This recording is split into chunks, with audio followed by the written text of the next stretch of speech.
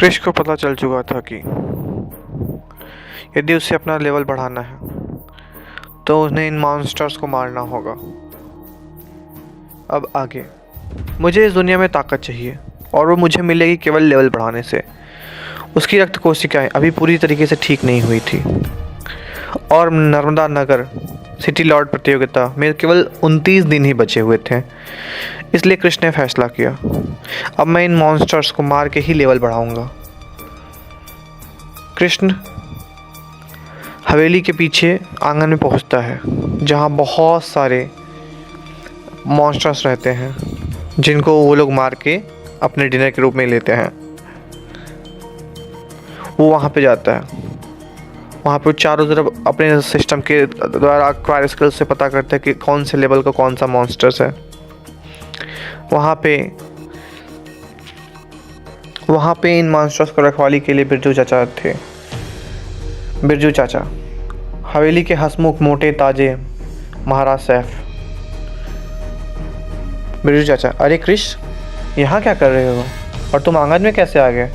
तुम्हें तो घर में होना चाहिए, ये मॉन्स्टर्स बहुत खतरनाक है, अभी तुम इस लायक नहीं हो कि तुम इनसे लड़ सको। क्रिश उन्हें देखा और एक बार मुस्कुराया और उन बिना कुछ बोले उनके आगे से मुड़ गया और फिर बोला, दद्दा, आज मैं यहाँ मॉन्स्टर्स को मारने आया हूँ। बिरजू काका का मुंह खुला का खुला रह गया और उन्होंने बोला, अरे बाबू, पगला गए हो का? तुम्हारी रक्त कोशिकाएं अभी भी पूरी तरीके से ठीक नहीं हुई हैं या टूटी हुई हैं और तुम चले आए इन मॉन्स्टर्स को मारने? लगता है तुम्हारी रक्त कोशिकाओं के टूटने की वजह से तुम्हारा दिमाग फिर गया है। पर क्रिश तो अपने मॉन्स्टर हंटिंग मोड में था। उसे था कि बस किसी तरीके इन सारे को मारना है और अपने लेवल को बढ़ाना है। बिरजू काका ने डरते डरते मॉन्स्टर्स का गेट खोला क्योंकि वो क्रिश के अगेंस्ट भी नहीं जा सकते थे, क्योंकि क्रिश उसका कुछ भी है, क्रिश उसका मालिक है। क्रिश तेजी से आगे बढ़ता है, एक तलवार से एक बार में एक मॉन्स्टर का सर धड़ चला खचाक। चारों तरफ खून के ही खून बिखर गया और तभी सिस्टम की आवाज़ आती है, डिंग। बधाई हो क्रिश, आपने लेवल 1 की मॉन्स्टर को मारा है। क्रिश की आंखें खुशी से चमक उठी। उसने उसकी एचपी को देखा। एचपी मतलब, जैसा कि मैं आपको बताना चाहूँगा, हेल्थ पॉइंट। हेल्थ पॉइंट मतलब किसी मॉन्स्टर्स की बॉडी में को मारने पे कितने पॉइंट बचे हैं, वो इस तरीके से शो कर रहा था। क्रिश को अब समझ में आ चुका था ये सिस्टम असली है। बिरजू काका तो डर के मारे जैसे कांपने लगे, जैसे उन्होंने कोई भूत देख लिया हो, क्योंकि उन्हें आज तक यही पता था कि क्रिश की रक्त कोशिकाएं पूरी तरीके से नष्ट हो चुकी हैं। हे भगवान, ये मैंने क्या देख लिया? क्या मैं कोई सपना देख रहा हूँ? क्रिश तो सच में पागल हो गया है। क्रिश चिल्लाया, काका, और बड़े जानवरों को खोल दो, मैं सबको आज मारूंगा, सबको मार डालूंगा मैं आज। दद्दा के पैरों तले जैसे ज़मीन ही खिसक गई हो, पर उन्होंने जो सुना था उनके लिए वो किसी सदमे से कम नहीं था। उन्हें ऐसा लगा कि वो अपने सामने किसी ऐसे इंसान को देख रहे हैं जो मौत से चल के आया हो। फिर उन्हें लगा कि हो सकता है इसका दिमाग फिर गया है, तो यदि उसकी बात नहीं मानूंगा तो ये और पागल हो जाएगा। इस वजह से उन्होंने बड़े जानवरों का गेट खोल दिया। इसलिए मजबूरी में लगातार जानवर बांध कर छोड़ने लगे उसकी तरफ। फिर शुरू हुआ कत्लेआम। जंगली सुअर, 3 आँखों वाला शुतुरमुर्ग, HP 20 point, HP 50 point, HP 30 point. इसी तरीके से कृष्ण लगातार जानवरों को मारता गया और पूरी की पूरी बैकयार्ड एकदम खून से लाल हो चुकी थी। दद्दा के तो मानो होश उड़ गए थे। उन्होंने जैसे कोई भूत देख लिया। उन्हें कुछ भी समझ में नहीं आ रहा यहाँ पे क्या चल रहा है। इतना खून, हवेली का 3 महीने का खाना एक साथ ही ख़त्म होते हुए उन्हें बहुत दुख हुआ और उन्होंने एक बार तेज़ी से चिल्लाया, क्रिश, ये क्या कर रहे हो तुम? पर क्रिश तो अपने ही नशे में था। फिर अचानक से ding. Congratulation Krish, you level up. Krish का शरीर 2 स्तर तक बढ़ चुका था। क्रिश ने उत्साहपूर्वक तलवार को अपने म्यान में रखा और फिर बोला, ये तो अभी शुरुआत है, अब आगे आगे देखो होता है क्या। जिस लेवल को उसे बढ़ाने के लिए साधारण लोगों को 2 से 3 महीनों का काम लग रहा था, कृष ने उसे मात्र आधे दिन में ही कर लिया था। अभी कृष का नया स्तर इस प्रकार से है: शरीर शोधन लेवल 2, आंतरिक ऊर्जा 60/60, अग्नि दृष्टि, ईश्वर ग्रंथ। अगले लेवल अप के लिए आपको 200 XP पॉइंट चाहिए। कुछ समय बाद कृष को एहसास हुआ उसने पहले जिन जानवरों को मारा था, अब उनको देखने पे उसके सिस्टम से कोई भी नोटिफिकेशन नहीं आ रही, तो उसे ये समझ में आ चुका था कि अब इन्हें मारने से कोई भी फ़ायदा नहीं होने वाला है। अब उसके दिमाग में आया कि अब उसे यदि अब लेवल अप करना है तो उसे और बड़े राक्षसों को और बड़े मॉन्स्टर्स को मारना पड़ेगा, तभी उसके लेवल अप को किया जा सकता है।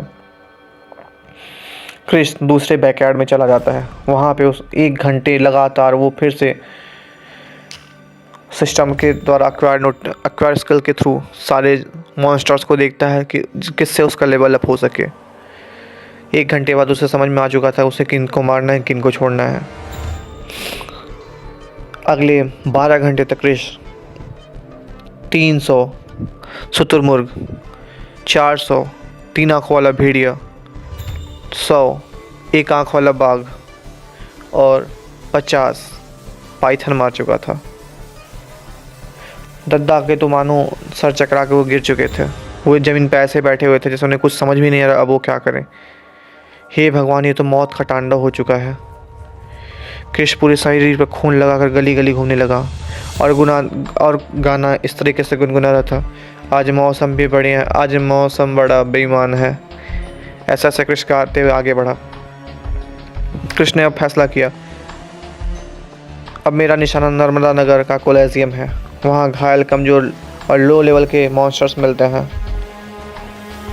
जहाँ तक क्रिश को पता है, यदि उसके पास पैसे हैं तो वो कुछ भी खरीद सकता है और उन्हें मारकर अपने लेवल अप को कर सकता है। नर्मदा नगर का रण क्षेत्र एक ऐसी जगह जिसे शहर का कोई भी परिचित परिवार नियंत्रित नहीं करता था। यह एक गुप्त शक्तिशाली संगठन के हाथों में था।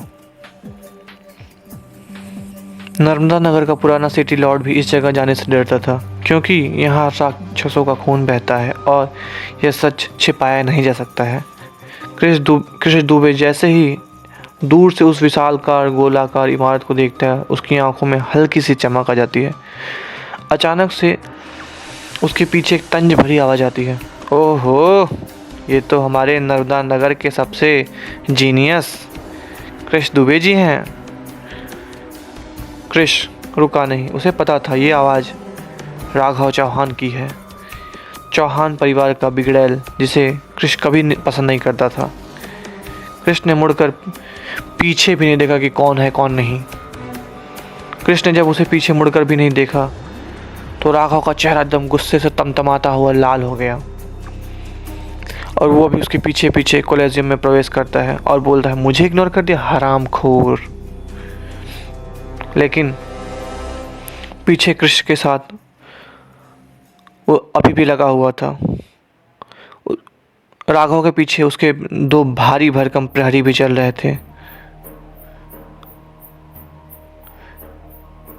राघव ने बचाना और वहीं रुक गया और फिर सोचा, लानत है, दुबे परिवार ने इस क्रिश की सुरक्षा बढ़ा दी है। वो 2 बदमाश जो कृष्ण को जंगल में मारने गए थे, उन्होंने अपना काम ठीक से नहीं किया। लगता है मुझे उन्हें सबक सिखाना पड़ेगा। फिर उसने अपने आप को खुद से समझाया और धीरे से आगे बढ़ गया। चलो बचे रहो कृष्ण, देखते हैं कब तक बचते हो। आज नहीं तो कल तुम मरोगे। बकरे की माँ कब तक खैर मनाएगी? कटना तो तुम्हें है ही।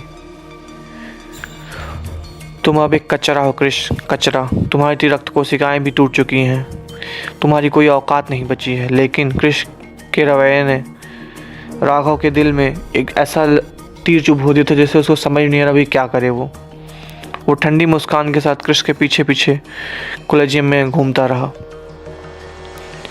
जैसे ही कृष्ण रण क्षेत्र के अंदर पहुंच गया, एक तेज आवाज़ आई, अरे वाह, आज तो बहुत बड़ा दिन है, हमारे यहाँ कृष्ण बाबू भी आए हैं। ये आवाज़ हरिनाथ की थी। हरिनाथ जो कि इस रण क्षेत्र का प्रमुख प्रबंधक था। उसका चेहरा भले ही साधारण था, लेकिन उसकी शक्तियाँ लेवल 10 के शक्तिशाली योद्धा के बराबर थी। कृष्ण ने आदर से मुस्कुराकर कहा, थोड़ा बोर हो रहा था हरिनाथ जी, सोचा आपके यहाँ थोड़ी कसरत कर लूँ। हरिनाथ हल्के हंसे, कसरत? या फिर हाल ही में आपकी नई शौक को पूरा करने का ये नया तरीका है? वो दोनों एक दूसरे को देख के मुस्कुरा रहे थे और तभी राघव चौहान आता है। अरे हरिनाथ जी, आप जानते नहीं क्या हमारे कृष्ण बाबू को की नया शौक क्या है? हरिनाथ जी ने उसकी तरफ देखते हुए पूछा, क्या है? मुझे तो कुछ नहीं पता। राघव बोलता है, इसका नया शौक लेवल 1 और लेवल 2 के जानवरों को मारना है।